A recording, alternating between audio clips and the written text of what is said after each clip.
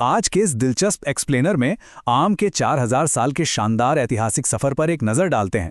ये सफर प्राचीन शाही जुनून से लेकर सस्टेनेबिलिटी के एक बेहद आधुनिक चमत्कार तक जाता है। यकीन मानिए, ये केवल एक स्वादिष्ट फल नहीं है, बल्कि ये अपने आप में एक पूरी सांस्कृतिक और ऐतिहासिक विरासत है जिसे आज हम डिकोड करने वाले हैं। चलिए शुरुआत करते हैं। जरा इतिहास के पन्नों को पलट कर देखें। 16वीं सदी में मुगल साम्राज्य के संस्थापक सम्राट बाबर का ये कथन देखिए। उन्होंने मैंगीफेरा इंडिका को चखा और इसे सीधे तौर पर हिंदुस्तान का सर्वश्रेष्ठ फल घोषित कर दिया। उनके इसी एक वाक्य ने एक ऐसे शाही जुनून को जन्म दिया जिसने भारत में कृषि की दुनिया को हमेशा के लिए बदल कर रख दिया। अब एक बेहद दिलचस्प आंकड़ा देखिए, 65%। जी हाँ, भले ही आम की खेती आज पूरी दुनिया में फैल चुकी है, लेकिन भारत आज भी इस पूरे परिदृश्य पर हावी है। दुनिया भर की कुल पैदावार का 65% हिस्सा अकेले भारत में उगाया जाता है। यह इस फल के साथ देश के गहरे भौगोलिक और सांस्कृतिक जुड़ाव का सबसे बड़ा प्रमाण है। इस टाइमलाइन से समझिए कि कैसे शाही संरक्षण ने इसके उत्पादन को एक विशाल पैमाने पर पहुंचाया। 1590 में सम्राट अकबर ने लाखी बाग बनवाया जिसमें पूरे 1 लाख आम के पेड़ लगाए गए थे। सोचिए, उस दौर में 1 लाख पेड़। फिर 1620 के दशक में शाहजहां और जहांगीर ने बड़े बड़े बाग बनवाए। और तो और 1790 में टीपू सुल्तान ने अपने सैनिकों को इनाम के तौर पर आम के बाग उपहार में दिए। हैरानी की बात तो ये है कि कर्नाटक के उस इलाके में आज भी 116 दुर्लभ किस्मों वाले पेड़ सही सलामत मौजूद हैं। अब थोड़ा इसके विज्ञान को समझते हैं। वानस्पतिक रूप से आम के 2 मुख्य वंश हैं जिनमें एकदम साफ अंतर दिखाई देता है। भारतीय किस्में मुख्य रूप से मोनोएम्ब्रियोनिक यानी एक बीज वाली होती हैं। इनका आकार अंडाकार, पकने पर रंग नारंगी लाल और स्वाद काफी तेज और गहरा होता है। वहीं दूसरी तरफ दक्षिण पूर्व एशियाई किस्में पॉलीएम्ब्रियोनिक होती हैं। ये आकार में थोड़ी चपटी, हरे या पीले रंग की और स्वाद में काफी हल्की होती हैं। भाग 1, आम की किस्में और उनसे जुड़ी शाही लोक कथाएं। शुरुआत आमों के राजा यानी अल्फांजो से करते हैं। क्या आप जानते हैं कि भारत में इसे एक पुर्तगाली खोजकर्ता द्वारा लाया गया था? कोंकण तट की ये किस्म अपने बिना रेशे वाले केसरिया गूदे और 18 से 22% के ब्रिक स्वीटनेस लेवल के लिए जानी जाती है। इसका प्रतिष्ठित जीआई टैग इतना शक्तिशाली है कि अंतर्राष्ट्रीय बाजार में इसकी कीमत सीधे 30% तक बढ़ जाती है। अब बात करते हैं पूरी तरह से पीले रंग वाले और असाधारण रूप से मीठे चौसा आम की।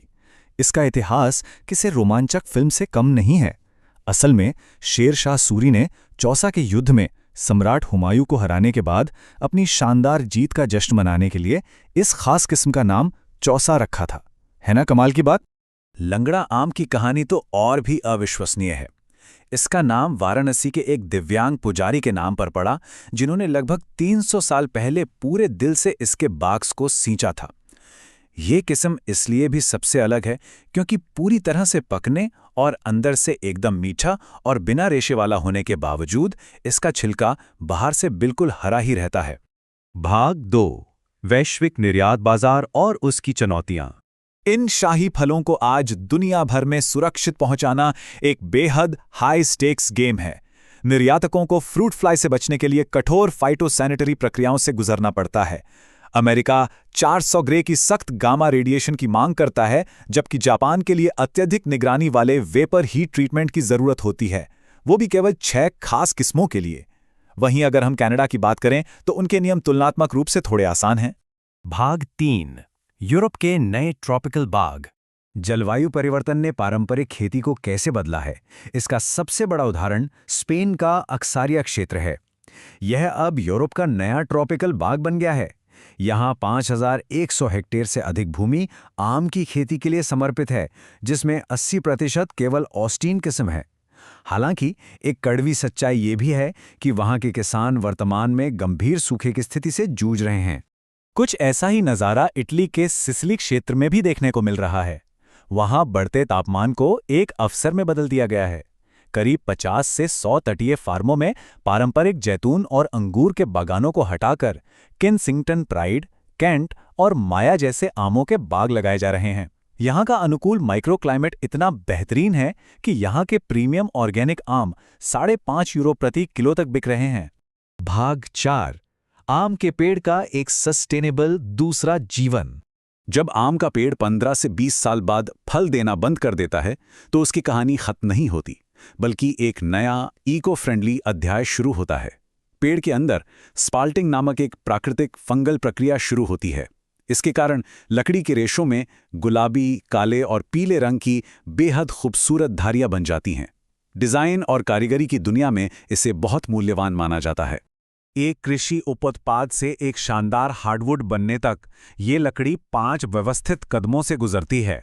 कटाई के बाद इसे सुखाया जाता है, गैर विषाक्त पदार्थों से उपचारित किया जाता है, काटा जाता है और फिर बेहतरीन फर्नीचर का रूप देकर इसकी फिनिशिंग की जाती है। ये वेस्ट मैनेजमेंट और सस्टेनेबिलिटी का एक शानदार उदाहरण है। अगर हम पर्यावरण के नजरिए से देखें तो ये तुलना बहुत कुछ साफ कर देती है। ओक जैसे पारंपरिक पेड़ों को बढ़ने में 80 से 120 साल लग जाते हैं, जबकि आम की लकड़ी केवल 15 से 20 साल के चक्र से आती है और ये पूरी तरह से एक जीरो वेस्ट कृषि उपोत्पाद है। यानी इसका उपयोग करने से धीमी गति से बढ़ने वाले जंगलों की कटाई रुकती है। घर के फर्नीचर के लिए इससे बेहतर और सस्टेनेबल विकल्प क्या हो सकता है? तो अगली बार जब एक स्वादिष्ट और रसीला सुनहरे रंग का आम खाएं या फिर घर में रखी हुई आम की लकड़ी की किसी खूबसूरत टेबल को देखें तो जरा रुककर सोचिएगा, हमारे आसपास मौजूद इन आम सी दिखने वाली चीजों के भीतर सदियों का शाही इतिहास, कूटनीति और एक बेहतरीन सस्टेनेबल भविष्य छिपा है। इस दिलचस्प एक्सप्लेनर में हमारे साथ जुड़ने के लिए धन्यवाद।